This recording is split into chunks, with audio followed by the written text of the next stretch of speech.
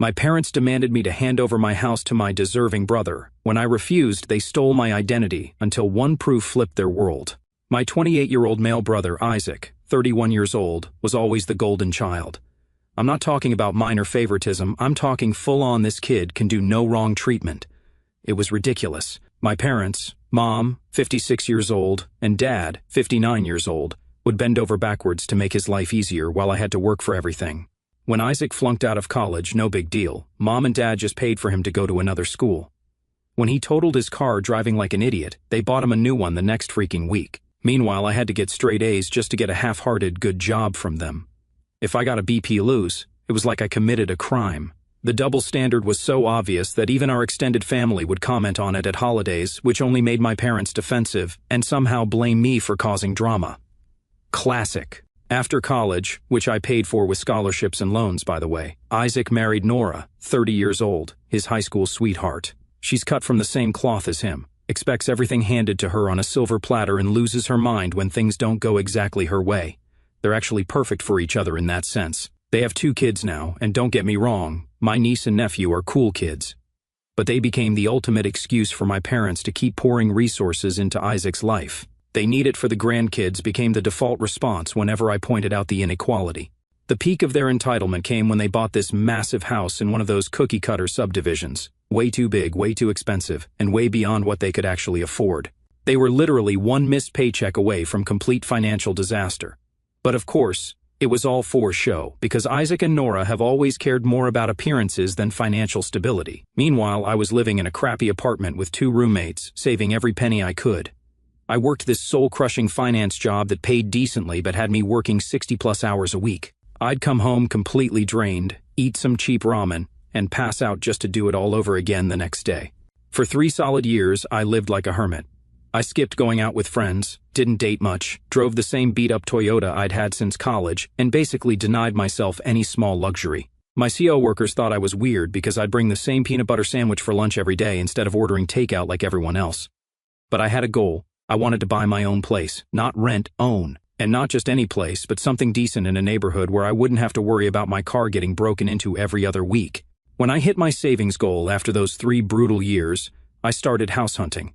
I found this modest 3-bedroom house with a decent backyard in an okay neighborhood. Nothing fancy, just solid construction in a quiet area with good schools nearby. Not that I have kids, but good for resale value.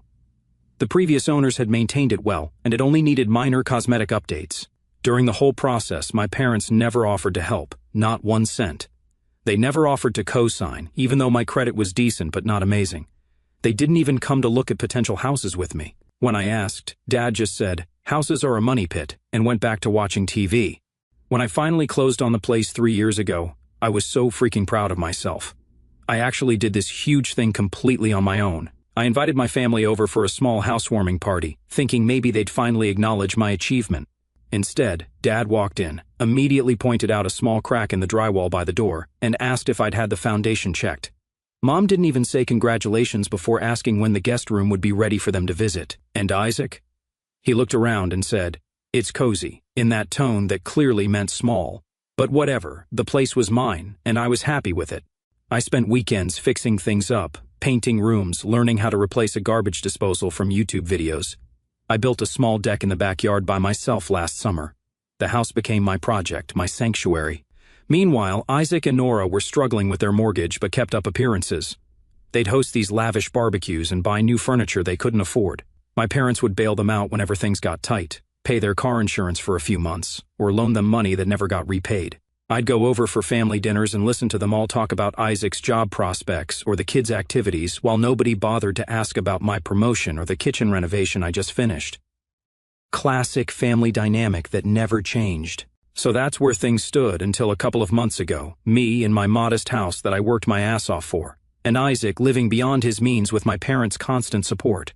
Then Isaac lost his job. He was working as a sales manager, making decent money but not enough for their lifestyle. According to him, the company was restructuring and his whole department got cut. According to a buddy of mine who works there too, Isaac had been on thin ice for months because of missed targets and showing up late.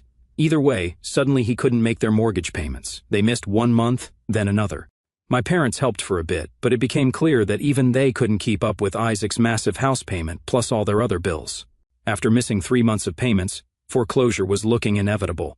Isaac and Nora were freaking out but still wouldn't consider downsizing or selling before things got worse. They kept expecting some miracle to save them from their own poor decisions. And that's when my parents cooked up their plan, where things went from typical family BS to absolute insanity. About 2 months back, my parents called and invited me over for dinner on a Tuesday night. We do family dinners every few weeks, usually when Mom decides she hasn't criticized my life choices in person for too long. I figured it would be the usual routine. When I got there, something felt off right away. Mom had made my favorite meal, which she only does when she wants something. Dad was being weirdly nice, asking about my work instead of just nodding along. Isaac and Nora finally showed up, looking stressed but trying to hide it. We'd barely started eating when Dad cleared his throat and dropped this. He said since Isaac has kids and I don't, I should give him my house because it makes sense. I literally stopped chewing, food just sitting in my mouth, as I tried to process what the actual hell I just heard. My mom gave me that smile. If you have a manipulative mom, you know the one. You can always get another house, sweetheart. You're young and don't have a family to worry about. Think of the kids. You want me to just give them my house? I asked. Dad shrugged like he was asking me to loan Isaac $5.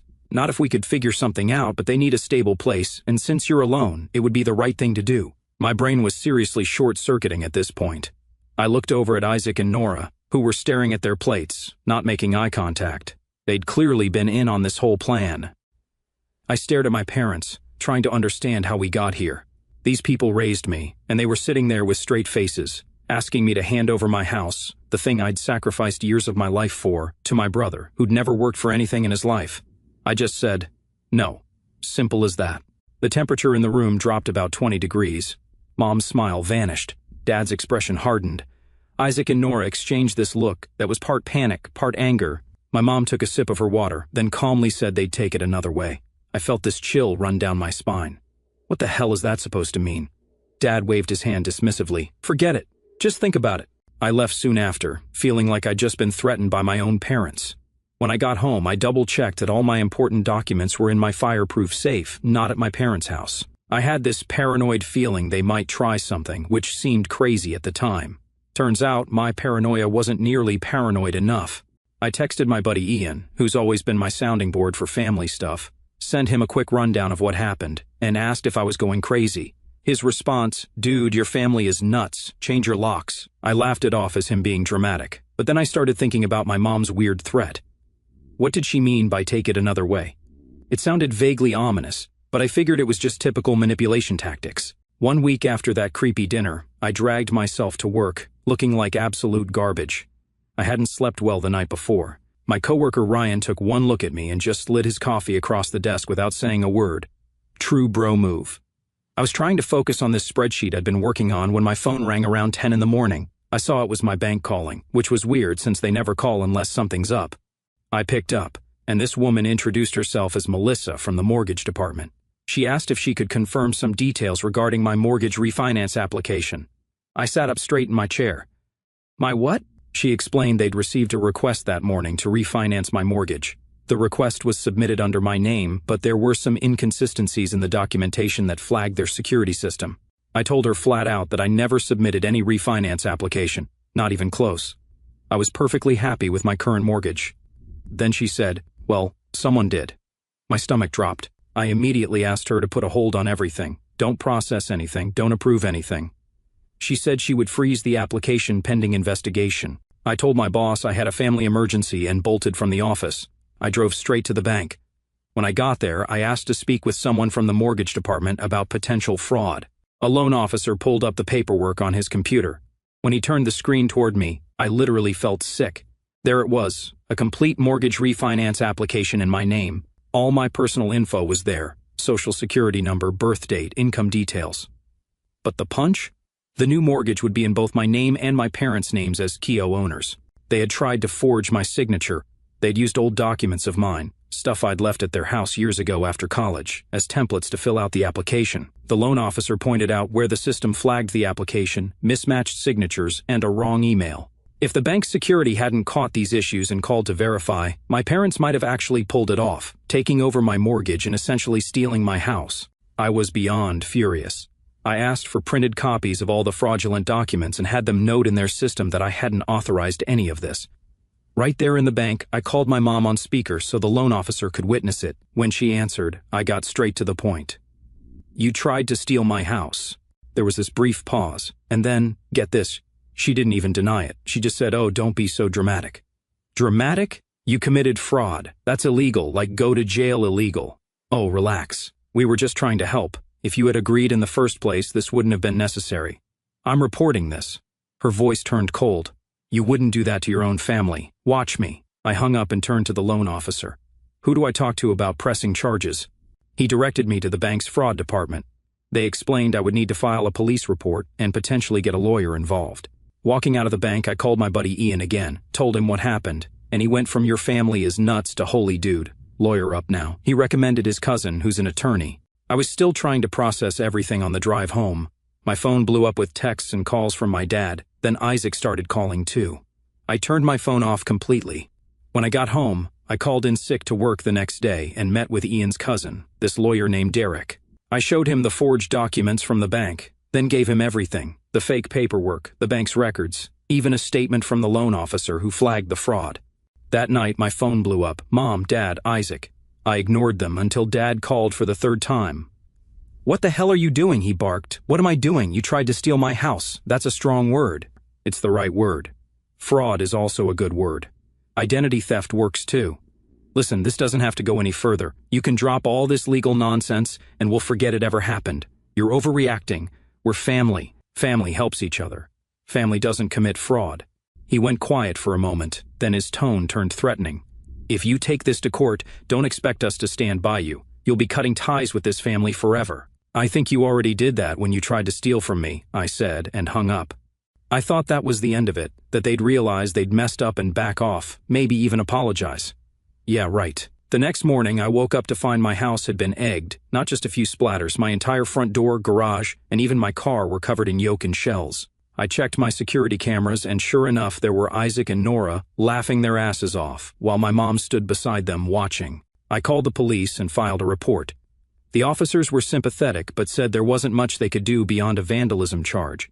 And then, not even 2 hours later, the power in my house went out. I checked the breakers, but nothing was tripped. When I went outside, I saw the lock on my electrical panel had been cut, and the main switch flipped off. The electric company confirmed someone had tampered with it, and I knew exactly who. By morning, the eggs had dried in the heat and were practically cemented to the paint. I spent 2 hours trying to clean it off before giving up and calling a mobile detailing service. It cost me $200. Then I called Derek again and told him everything, sent him all the security footage. He advised me to get a restraining order. I drove straight to his office with all my evidence. He reviewed everything and started preparing the paperwork right away. I spent that night at Ian's place, just to have a break from constantly looking over my shoulder at my own home. After spending the night at Ian's place, I drove back to my house the next morning. I was half expecting to find it burned to the ground based on how things were escalating. What I found instead was a stack of papers shoved under my front door. Looked like they'd been pushed through the mail slot sometime overnight. At first glance, I thought it was some kind of legal threat from my parents, but as I flipped through them, I realized it was something else entirely. It was medical records, specifically psychiatric evaluations for me from when I was a teenager.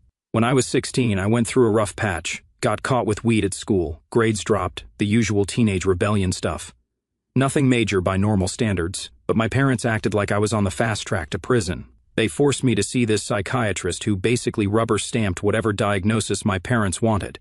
The papers showed a diagnosis of oppositional defiant disorder and conduct disorder, which, if you know anything about psychiatric diagnoses, are basically fancy terms for difficult teenager who doesn't obey authority. The evaluation contained a bunch of exaggerated statements about my behavior that I'm pretty sure came straight from my parents. There was a note attached in my mom's handwriting, "Remember who you really are, drop this nonsense, or we'll show everyone, including your work." So now they were threatening to try to ruin my reputation and possibly my career by sharing outdated medical records from when I was a minor. Cool, great parenting. That evening, Derek called me. "You need to come in again. It's important." My mind went through a million thoughts. I was already exhausted with all this nonsense, but wait, Derek was waiting for me with a special kind of bomb. He slid a folder across the desk. "We pulled a background check on your parents. Standard procedure since we're pursuing legal action." I flipped open the folder, and my heart stopped. Inside was a criminal record. "What the hell is this?" I asked, trying to make sense. Derek explained that my parents had done this before. My dad was arrested in the 90s for tax fraud, and my mom, she was caught using someone else's identity to open credit cards. I stared at him, speechless. My whole life, I had seen my parents as strict, controlling, and unfair, but this was completely new information. It was years ago, he continued. They got off with fines and probation, but given what they just tried to pull with your mortgage, that's a pattern. The ground felt like it had been ripped out from under me. My parents were actual scammers with criminal records, and they were trying to pull the biggest con of their lives on their own son. What a twist. I kept flipping through the documents. It wasn't just one incident for each of them. Dad had multiple tax issues, including a case where he claimed business expenses for a company that didn't exist. Mom had 3 separate incidents of identity theft, all from people in her social circle. How did I never know about this?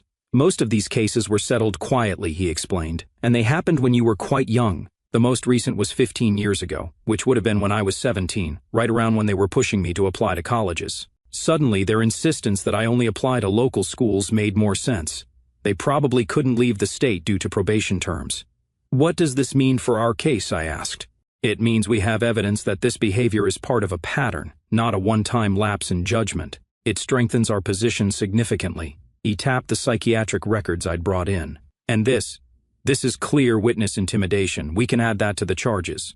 My entire childhood was flashing before my eyes, but with this new context. There's more, Derek said, interrupting my thoughts. We've received responses to our subpoenas for their financial records. He pulled out another folder. Your parents are drowning in debt. They've taken out multiple high-interest loans over the last few years. They've maxed out credit cards, taken second and third mortgages on their house, and even borrowed against their life insurance policies. How much are we talking about? At least $300,000, perhaps more. Some of these loans appear to be from, let's call them non-traditional lenders, but they always seemed... Financial criminals are often very good at maintaining appearances, Derek said. It's part of the con. I slumped back in my chair, feeling like I'd been punched in the gut. My entire family history was a lie. The parents who had lectured me endlessly about responsibility and honesty were frauds in the most literal sense. Just when I thought it wouldn't get worse, Derek continued. There's one more thing you should know. We found some irregularities that suggest they may have used your identity for more than just this recent mortgage attempt. And that's when I found out there's a loan from 6 years ago that has my name on it. But the address listed is my parents' house. It's possible they've been using my identity for years. 6 years ago, I was fresh out of college, living in a crappy apartment with roommates, working entry-level jobs. I was broke as hell but determined to make it on my own. Meanwhile, my parents were apparently taking out loans in my name. Can we confirm this? Derek nodded. I've already requested the documentation from the bank. Should have it in a day or two. I felt sick. If they'd been using my identity for years, who knows what else was out there in my name? Credit cards, other loans, tax liabilities? Derek laid out a plan. First, freeze my credit immediately to prevent any new accounts from being opened. Second, get a complete credit report to identify anything suspicious. Third, file a police report specifically about the identity theft allegations. Fourth, continue with our restraining order based on the escalating harassment. I did everything. By evening, I was mentally exhausted, but had taken the first steps to protect myself. When I got home, I found Ian sitting in his car in front of my house. He'd been worried when I didn't answer texts all day and came to check on me. I invited him in and gave him the short version of what I'd learned. His reaction was exactly what I needed in that moment, just a simple damn. Then he ordered pizza, and we watched movies until midnight, not talking about my family at all. That night, I got a text from my brother Isaac. We need to talk. Meet me at Denny's on Main. It's about Mom and Dad. Suspicious, but what could get worse? When I pulled into the Denny's parking lot, Isaac's Subaru was there. Denny's was almost empty at 10 at night on a Tuesday. He was sitting in a corner booth looking rough. What's this about? I asked. Because if you're here to convince me to drop the charges or give up my house, you're wasting both our time. It's not that. Well, not exactly. I didn't know they actually went through with it, he said quietly, with using your name for loans. They talked about it years ago, said they needed to leverage all available resources or some BS like that. I thought it was just talk. My stomach turned. So you knew? Not for sure, he said defensively. They mentioned it once or twice. I told them it was a bad idea. When I called him out on it, he tried to defend himself, saying he didn't take any money from me personally. I reminded him that he still had no problem trying to take my house. That's when things got interesting. Isaac looked genuinely scared as he explained how deep our parents were in trouble. Turns out, the debts my lawyer found were just the tip of the iceberg. According to Isaac, our parents owed over $100,000 to loan sharks. One even mentioned knowing where Isaac's kids went to school. The whole house scheme suddenly made more sense. They weren't just trying to help Isaac or be controlling jerks, they were desperate for collateral to pay off dangerous people. Didn't make it right, but explained the extreme measures. Then Isaac dropped the real shocker. Our parents had also taken out loans in his kids' names, his actual toddlers. They'd used their social security numbers to create credit accounts and take out loans worth thousands of dollars. The kids would probably discover the mess when they turned 18 and tried to get student loans or credit cards. When I asked how he found out, Isaac explained he'd stumbled across a folder of identity documents while looking for birth certificates last week.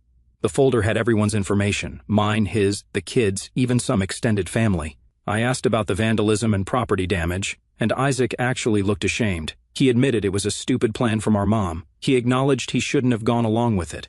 When I suggested more normal solutions like selling their house or declaring bankruptcy, Isaac explained their house already had 3 mortgages and was underwater by at least $200,000, and bankruptcy wouldn't solve the loan shark problem anyway. The whole thing was so much worse than I had imagined. When I asked why Isaac was telling me all this now, he finally got to the point. He wanted my help, not for our parents, but for his kids. He needed to figure out how to fix their credit and clear these fraudulent loans without getting Nora involved. If she found out what happened, she'd almost certainly leave him and take the kids. Part of me wanted to tell him to figure it out himself. He'd made his choices. But those kids were innocent. They were my niece and nephew, and they didn't ask to be born into this mess. I told him I'd think about helping with the kids' situation, but made it clear I wasn't dropping the charges against our parents or giving up my house. He seemed to accept that was fair. Before I left, Isaac warned me that our parents were planning something else. He didn't know details, just overheard our mom on the phone talking about one last option if everything else failed. Great, just what I needed to hear. On the drive home, I called Derek as soon as I got home and filled him in on everything. He advised me to document the conversation while it was fresh, and to be extra vigilant about security. That night, I decided I would help my niece and nephew, regardless of my feelings toward their parents. They deserved a clean start, but first I needed to deal with the immediate threat, whatever my parents were planning next. And that plan revealed itself the very next day, leading to the final confrontation that broke everything apart. So after that meeting with Isaac, I was on high alert. His warning about my parents planning one last option had me jumpy as hell. I installed a Ring doorbell the next day and added motion sensor lights around the house. Probably looked like I was preparing for a zombie apocalypse, but better safe than sorry. I spent the next 2 days working from home. Nothing happened. No suspicious cars, no attempts to contact me, nothing. The quiet was almost worse than the harassment. Then, on the 3rd day, I got an email from Derek. He'd received the documents from that loan taken out in my name 6 years ago. The evidence was damning. My forged signature, my social security number, all the loan proceeds deposited directly into my parents' account. They hadn't even tried to be subtle about it. What really got me, though, was seeing my mom listed as the co-signer. She had walked into a bank, pretending to be helping her son get a loan, knowing full well she was committing fraud. Derek advised me that we now had enough evidence to move forward with formal charges of identity theft and fraud. He'd prepared all the paperwork and just needed my final approval to file everything with the police and DA. This was the point of no return. If I gave the go-ahead, my parents would almost certainly go to jail. Despite everything they'd done, that was still a heavy thing to think about. But then I thought about my niece and nephew, just toddlers with credit scores already being destroyed by their own grandparents. I thought about the 6 years of lies, the attempt to steal my house, the harassment. Do it, I replied. Around 8 at night, just as it was getting dark, I heard a car pull into my driveway. I checked the security camera feed on my phone and saw my parents' Lexus. My heart started pounding. I texted Derek. They're here, recording everything. Then I activated the audio recording app on my phone and put it in my pocket. I opened the door. You're really going to do this over a misunderstanding? Mom snapped. Misunderstanding? You stole my identity. Dad stepped forward, jabbing his finger at me. Lower your voice. We're still your parents. How could you? Parents don't steal from their kids. I shot back. We gave you everything, and this is how you repay us? By trying to put us in jail? Do you even realize how heartless you've become? You gave me nothing except trust issues and therapy bills. Mom's face went red. Dad lunged at me. Right on cue, the doorbell rang. Police and a detective from Financial Crimes, arranged by Derek for a welfare check at exactly 8:30 at night. Mom switched to innocent mode, but the detective wasn't buying it. Dad actually tried to bolt out the back door. They were both cuffed and read their rights. As they were let out, Mom made one last desperate plea. You wouldn't do this to your own mother. You did it to yourself. Watching them get taken away, I sat down on my front steps, suddenly exhausted. It was over, but it didn't feel like victory. It felt empty. My phone buzzed. A text from Isaac. "Is it done?" I replied, "Yes. They're in custody." 10 minutes later, his car pulled up. He got out, looking as drained as I felt, and sat down beside me on the steps. "You okay?" I asked. He let out a bitter laugh. "No, not really. Me neither." We sat in silence for a while, watching the streetlights flicker on as it got darker. "What happens now?" he finally asked. "They'll be arraigned tomorrow." He nodded. "And the kids? Their credit? We'll have to file police reports specifically about their identities being used. Nora's going to find out, probably." The case moved quickly after that. The evidence was overwhelming. My parents tried to fight it, of course. They blamed me, they blamed Isaac, they even blamed the bank for not catching the fraud earlier. None of it worked. Both got prison time. Years, not months. Mom got 3 years, Dad got 5 because of his prior convictions and because he was deemed the mastermind. Isaac had to fight to clear his kids' names from the fraudulent debt, but with the case against our parents, he managed. I got my name cleared too from that old loan. Nora did leave him, taking the kids back to her parents' house in Connecticut. Can't say I blame her. She's allowing supervised visits, which is more than I expected. As for me, I kept my house, installed a full security system, and got a dog. A German Shepherd named Rex, who would definitely discourage any unwanted visitors. I haven't spoken to my parents since their sentencing. Not sure I ever will again. Isaac and I text occasionally, mostly about practical stuff. We'll never be close, but we're civil. There's too much history, too much damage for anything more. I always thought family was supposed to mean something, that no matter what, your parents would have your back. But mine never did. They didn't see me as a son, they saw me as an investment, a resource to exploit. And when I refused to be used, they tried to destroy me. I don't regret turning them in, not for a second, because the truth is, they never even acted like my parents. Not in any way that mattered. So that's it. Not exactly a feel-good family tale, but hey, at least I still have my house and my freedom, which at the end of the day is a lot more than they have.